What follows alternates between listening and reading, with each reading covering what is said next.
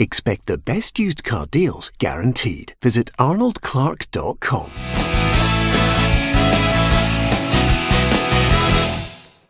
Welcome to Peter and Ruffy's Football Show. It's Monday. I'm Peter Martin. Thank you very much for your company on the programme. With me tonight, Alan Ruff, as ever, Barry Ferguson, and I'm delighted to say we've got a striker with us tonight who's just hung up his boots, Craig Beattie. So, not a bad threesome there for us to talk about football, and this is what we'll be discussing.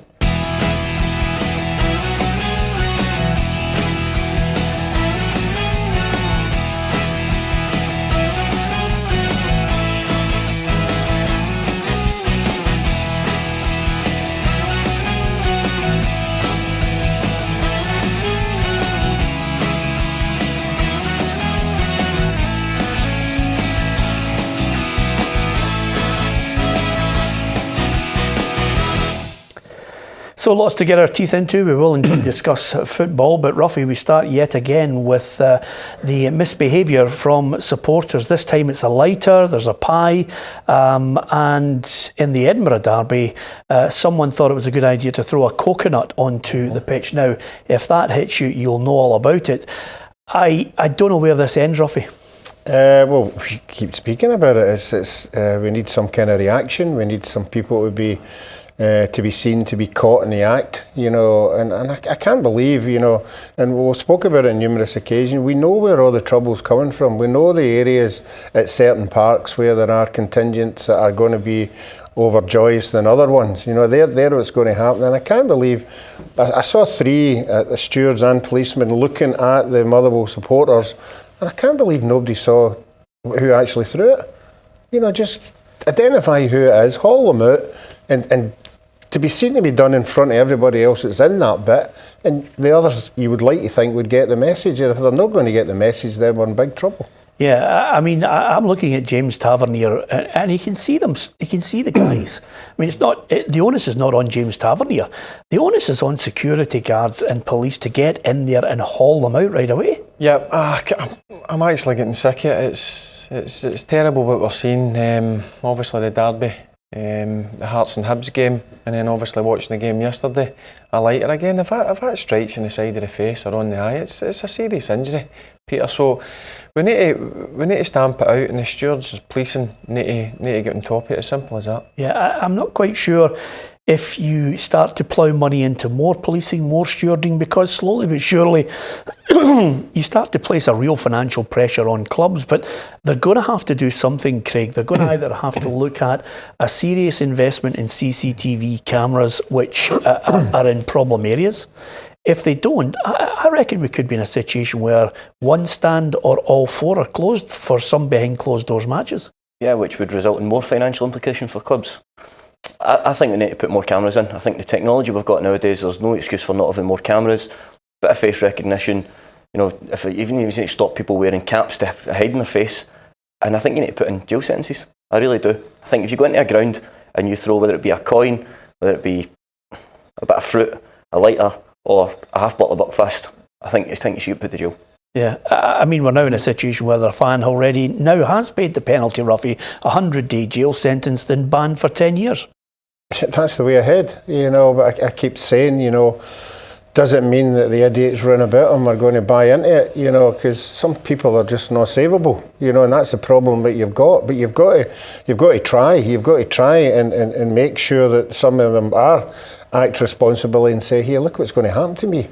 I still think the clubs are dragging their heels, Ruffy. I don't think they want strict liability, but I still think they're dragging their heels trying to come up with softer notions on how they're going to work out the taking responsibility for supporters who are coming in. I mean, we've already had the firecracker incident from the St Mirren game. We have a situation where you can name any colour you want. It could be red, blue, green, in this case maroon in the Edinburgh Derby. Flares, green flares as well. People are coming in with items, and some fans are actually saying, trying to justify the use of them, just not the throwing of them. No, I don't think you can justify, bringing them in. You've seen the trouble that it's causing, and the clubs really need to take more responsibility. If they're going to leave it to the powers that be, we know what happened the last time when it went through the courts. It was an absolute minefield. So the clubs need to take a responsibility. And that last vote, Peter, although our club did vote for strict liability, there was 10 clubs never even voted. Yeah. So they just didn't vote. Yeah, listen, they're dragging their heels, and in the end they're going to get caught out because the government are monitoring this, and you only have to look at the Scottish Justice Secretary today. Humza Yousaf has released this tweet. I'm afraid the unacceptable conduct we have seen for many months in the game means that politicians are already involved. I want clubs to show me what action they will take to kick it out of the game. If no meaningful action is taken, the government will act. Options are already being explored. Now, apart from anything else, I think, clubs taking responsibility is one thing, but I think the government needs to look at it in a broader scale. I think they actually need to look and say, well, wait a minute, these are the ills of society. Some people think it's okay to be, hollering out racist abuse, sectarian abuse, you name it. They've been shouting it at players and attacking them. They think that's okay. That is something wrong with society. Yeah, I fully agree with that, and I'm glad to have read that statement there that the authorities are going to get involved. I think clubs accepting liability, I don't think that's the way forward, because you're then going to have idiots trying to get into the opposing team to cause a bit of trouble and try and get sanctions, for the opposition team. As I said, I think the government getting involved and sanctioning jail sentences is the only way forward, and it might not get rid of everybody, but it will certainly reduce the amount of incidents that we've had. Yep, okay. We have to talk about it. Everybody's talking about it on a daily basis now. The amount of games we've been to and we've witnessed all sorts of unruly behaviour. It's not isolated now. It's a regular occurrence. So you can give us your view across social media, Twitter, Facebook, and of course on YouTube as well. Let's have a look at what happened on the field as far as football was concerned with our reporter Gabriel Antoniazzi. Hibs stunned Hearts as they came from behind to win at Tynecastle for the first time in 6 years, thanks to a brace from Daryl Horgan. Paul Heckingbottom remains unbeaten in the league, and his side leapfrogged their rivals into 5th. Celtic were made to wait to secure their 8th straight title as they were held 0-0 at home by Livingston. A mix of poor finishing and excellent goalkeeping meant the game ended goalless. Sam Cosgrove got back to scoring form with 2 goals against Dundee. Aberdeen's strong away form continues as they stay level on points with Killie in 3rd. Dundee's loss was compounded by a draw between Hamilton Accies and St Mirren, meaning they are 3 points from safety. Either side could have won the game, but in the end both managers will settle for a point heading into the split. Kilmarnock beat St Johnstone 2-0 as Jason Kerr saw red, Chris Boyd scoring his first goal of 2019. Boyd's now scored in 18 consecutive years and is spearheading his side's push for 3rd. And Scott Arfield made sure Rangers didn't miss Morelos, Kent or Gerrard, who were all banned, as he netted a hat-trick against Motherwell to make sure Celtic must wait to lift the title. Yeah, it was a good win for Rangers. Scott Arfield, his first ever hat-trick. There was some impressive football from Rangers, but equally so from Motherwell. What did you make of their defending, Barry? It wasn't great, let's be honest. I thought it was a pretty even game up until Arfield scored the first goal. Then I thought after that, once Rangers got that goal, they dominated the game. It was a good professional performance. I thought some of Arfield's finishing was top notch. I thought his second goal was the best of the lot. But overall, it's been a good response for Rangers since the Old Firm defeat. A good performance against Hearts. And then going to Fir Park, where, let's be honest, Motherwell have been in fine form at Fir Park, playing some good football. A lot of good players in their team. So overall, it was a good day for Rangers. Yeah, Morelos not involved in the action, but certainly involved in the honours at last night's Rangers Player of the Year awards. He picked up 3: top scorer, Player of the Year, and Players Player of the Year. Do you think he'll add the PFA Player of the Year? Yeah, I do. I think he's been the main reason that Rangers have stayed so competitive this season. And I think you see the difference without him in the team. Obviously, he's got the well publicised disciplinary issues. Which, if he can get to the bottom, he's going to go on to have a fabulous career.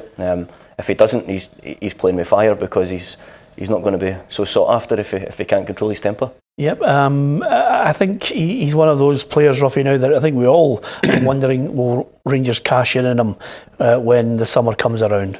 Well, that'll be Steven Gerrard's decision. You know, I think obviously he was getting a bit frustrated with the sending offs, and he knows how much he means to the team. And if he keeps getting sent off, it's just a hindrance. Yep. Okay, you can give us your view on Morelos still in the box seat for the PFA Player of the Year. Could he pick up the Football Writers as well? Okay, from the 3-0 win for Rangers, we're going to look at the other results over the course of the weekend. But here's this week's quiz question.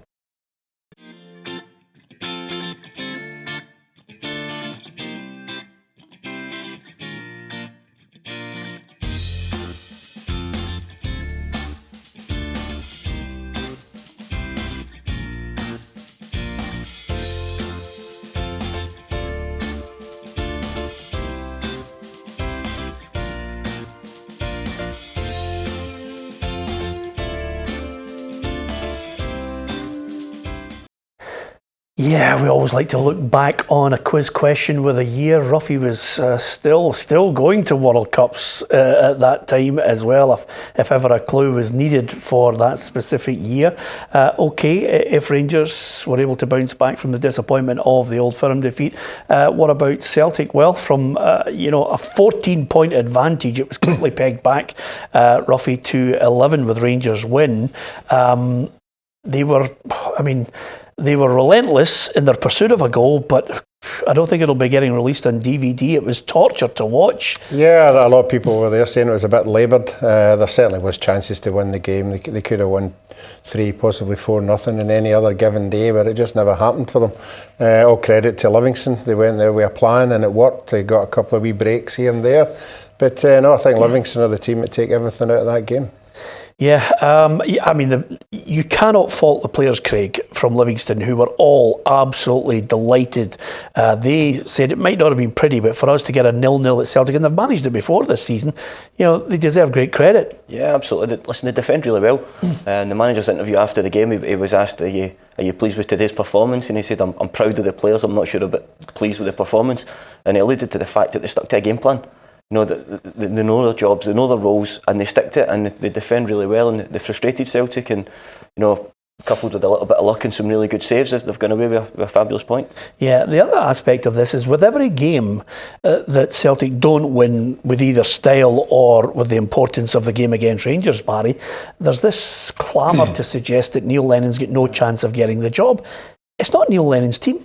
No, and he's made that clear in his interviews. He's come in and he's no wanted to change much, because obviously they were in top of the league. They looked at that stage where they were going to win the league. So look, it's not Neil Lennon's fault. He just came in and kept the ball rolling as Brendan Rodgers' team. But I do think, if you're asking me, I do think Neil Lennon is the right man for the job.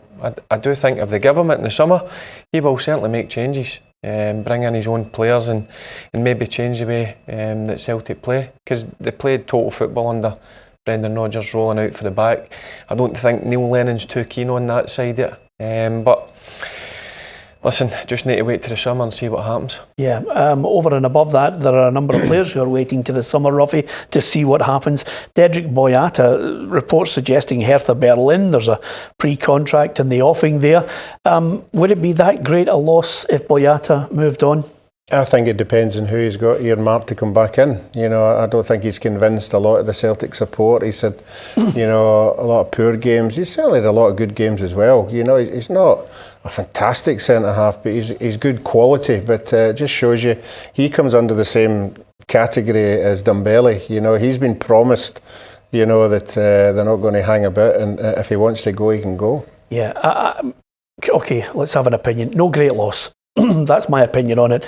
I think, Dedrick Boyata is probably a better player in his own head than he is on the park. I think, Lustig's legs have gone, and I think Celtic will look to a new back line. Yeah, I think they're going to have to. They've got Tierney there if you keep a hold of him, and Ayer had a fabulous game against Rangers. So he's looking like, as a young lad, that he can come on and be promising. Boyata's best games have been in his national team. I watched him playing for Belgium, and along with a lot better quality, he seems to raise his performances. Whether he needs somebody like that beside him, it's looking that way. So I don't think it would be a great loss for Celtic. Yeah. As far as the Edinburgh Derby is concerned, Ruffy, I have to say, there was the first half hour where I thought Hearts looked as if they were going to steamroller them. But then Hibs started playing football and that caught Hearts out. Yeah, it's the old, when you're on top, you've got to actually finish the other team off. They never did that, you know, and you could see as the game was going on, there was a frustration starting to set in, and obviously when Hibs got the goal, there was more frustration, a lot more anxious in their play, and at the end it was a great goal to win it, a good play. Yeah, if you're talking about, I mean, derbies at the best of times are never classics. More often than not, you get, you know, this kind of a turgid battle. But in this one, the second goal from Horgan was just a joy from start to finish, the build-up, Barry. Yep, no, it was a fantastic goal. As you says, I never actually seen the game. I watched the highlights, and the first half hour, I'm thinking, Hearts were different class. Once they get the goal, fair play to Hibs and their manager. I think he changed the shape a wee bit. He brought one of the midfielders back in to play with two holders, and that made a difference. But I thought in the end that Hibs deserved it, and I can see why the Hearts fans are getting frustrated now with Craig Levein. They're wanting to play a certain way, you know, but way Craig Levein likes to play, likes to get the ball from back to front. I think the Hearts supporters are wanting to get the ball in the deck a bit more. But listen, overall, I thought Hibs deserved it. Yeah, the one thing about it, Craig, and I'm after match interviews, he's been absolute gold dust. I mean, he's phenomenally funny. He likes a noise up, doesn't hold back with his opinion. If I'm being brutally honest, unless he gets more players like Stevie Naismith in and changes what we all associate with Craig Levein, I think the Hearts fans will get more and more frustrated with him. I think the game's moved on from Route 1 football. Yeah, listen, being gold dust in interviews is okay when you're winning. Yeah. But it backfires on you when you're not winning. And, you know, his comment about restoring natural order in Edinburgh has sort of it's backfired on him, because now Hibs are above them in the league. You know, he's got a semi-final, a cup to look forward to. And he needs to get a player like Naismith in, probably one or two, as well as keeping hold of Naismith, which would be vital, because they're a completely different team when Stephen Naismith's in it compared to not. Yeah. Is he still the man for you? It depends how they see the season out. You know, they could finish potentially third with, you know, a Scottish Cup final or a Scottish Cup winner come the end of the season. So I think, having where they've been the last couple of years, that would be a successful season. If they don't win the Scottish Cup or they get beaten in the final, it remains to be seen. And again, depending on where they finish in the league. Yeah, and talking about finishing the league, Ruffy, suddenly we've got a battle, third, Kilmarnock and Aberdeen. Mm-hmm. Yeah, and I think the split, that's what makes it so exciting. Although the Kilmarnock manager's already come out and he's not happy with the 2 games at home and the 3 games away. We knew there would be somebody. You can't please everybody, but it just shows you the importance of having these games, and I think the split's going to be great. Yeah, I mean, well, it'll be great on the basis that you're looking at the third and fourth, and then the bottom end, Barry, suddenly is alive. You know, 1 minute we've all gone for Hamilton Accies, then we've thrown St Mirren into the mix, then we've said Dundee will escape. Dundee don't look as if they're going to escape. No, I feel for Dundee. A couple of weeks ago I still felt they would get out it, but I feel for them. I feel for Jim McIntyre, because it's not his team. I know he made a few signings in January, but I think it's going to be too late for Dundee. I see Dundee going straight down. Straight down, relegated now. I sit here every Monday night and I say, see, for 60 minutes, I like the looks of Dundee. You know, I really do. I think they play good football. They have chances. Other goalkeepers are making saves, and then everything just collapses. Yeah. Whether it's a penalty or whether it's an own goal or whatever, and the heads go down, and there just doesn't seem to be any fight. But that's what happens when you're on that kind of run. You know, you start looking at players who are going to dig you out the hole, and they don't seem to have that many. The problem they have is Hamilton St Mirren are picking up points here and there. Yeah. That's in Dundee, for all they're playing some good stuff, it's points at the end of the day. I wonder if the mentality earlier in the season is that St Mirren were so poor that they were already gone, and it's like, well, no matter what happens, we can't get relegated.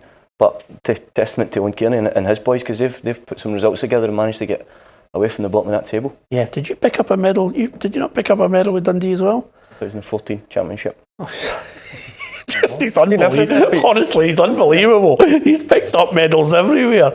You remember that day, Ruffy, when he said to us he had about 11 medals?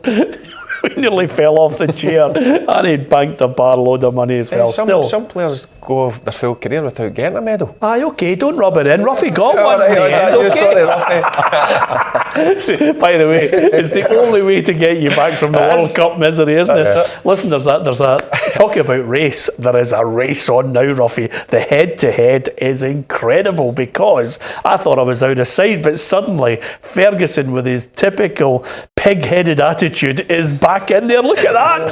5 points, Ruffy. It's just like the top of the Premiership. It's getting really, really close. Obviously, we've got five rounds to go. Yep. So, no, I'll be keeping my eye on that, unfortunately. Are you conceding now, Ruffy? No, not yet. No way. No, I'm still going to plug away there. You never know. Barry said 2 15-pointers in 2 weeks. Yeah. Okay, look, I'm going to be brief because we're running out of time. You've got 2 semi-finals. Give me the 2 teams that are making it to the final. Hearts and Celtic. Hearts and Celtic in the fight. That's going to be a difficult one for you, by the way. So I presume you'll be asking for 2 sets of tickets. One for the Hearts end, one for the Celtic end, everybody. I think I might only get 1 set though. Yeah, okay. Right. Answers on a postcard, please.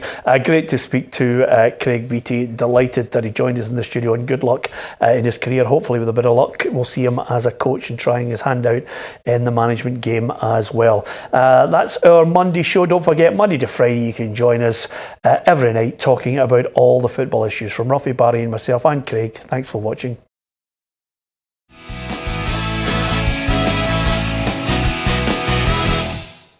Expect the best used car deals guaranteed. Visit arnoldclark.com.